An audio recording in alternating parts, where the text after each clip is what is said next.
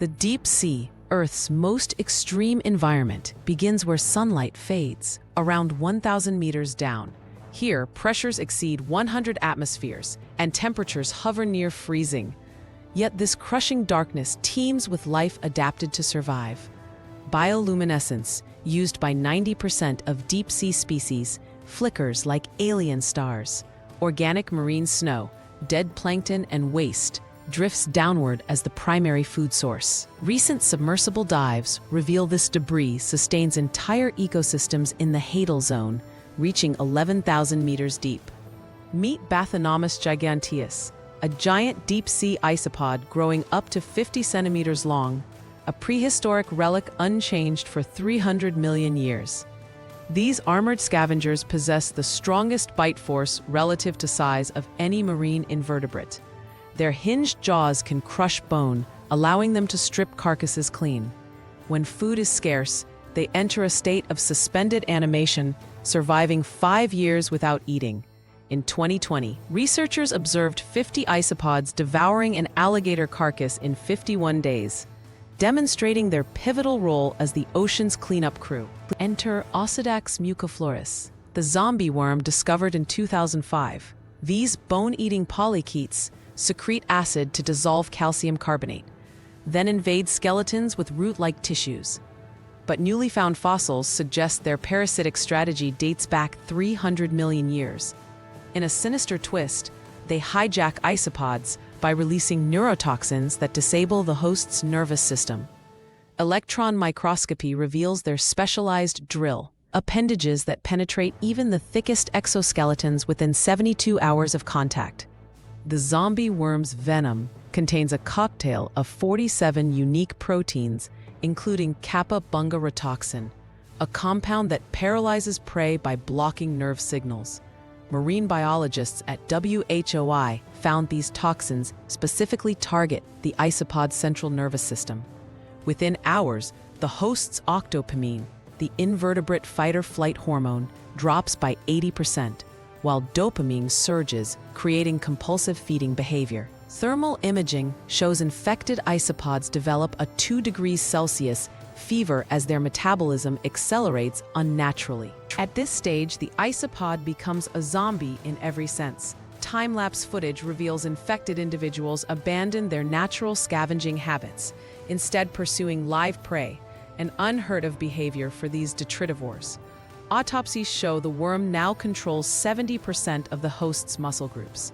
Most chillingly, the isopod stops molting, allowing the parasite to safely mature. The host's lifespan shortens from 8 years to just 11 months, during which it serves as both incubator and hunting machine for the worm.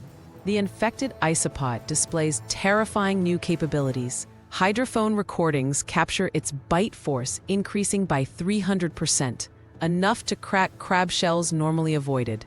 Its movements become erratic yet purposeful.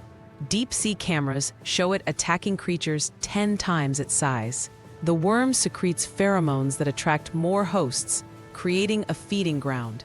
In 2022, a Rovik observed one zombified isopod slaughtering 17 lanternfish in 4 hours, something never documented in healthy specimens. After 6 months, the worm enters its reproductive phase.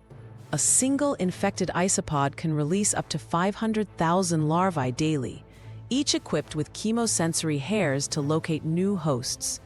These microscopic invaders swarm like living fog, entering victims through gills or wounds. DNA analysis shows the larvae inherit memory of successful infection strategies from their parent, explaining their rapid adaptation. Recent studies indicate 92% of local isopod populations can be infected within 9 months of initial exposure. The infestation reaches epidemic proportions. Thermal vents act as transmission hubs, where up to 60 species congregate.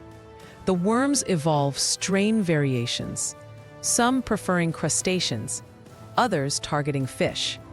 Infected creatures display signature symptoms: erratic swimming, loss of camouflage, and attraction to bioluminescence. A 2023 deep sea survey found 28% of all scavengers in the Mariana Trench carried zombie worm DNA, suggesting this parasite has shaped deep sea ecology for eons. Even top predators aren't safe. When a 2-meter grenadier fish consumes infected prey, the larvae survive digestion by encasing themselves in acid-resistant cysts. Within weeks, they migrate to the predator's brain. Sonar tracking reveals infected sharks descend to abnormally deep zones, likely seeking cooler temperatures that benefit the parasites. This explains fossil evidence of zombie worm cysts in 200-million-year-old megalodon vertebrae, proving this strategy predates modern oceans. The zombie worm's ultimate survival strategy becomes clear. When the anglerfish dies, its skeleton becomes a nursery. The worm's roots penetrate bone marrow, absorbing nutrients for a decade.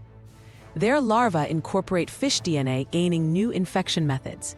This adaptability explains why these parasites survived 5 mass extinctions. Climate change alters ocean currents. Researchers warn these ancient horrors may spread to new depths, continuing their 300-million-year reign as the deep's most successful invaders.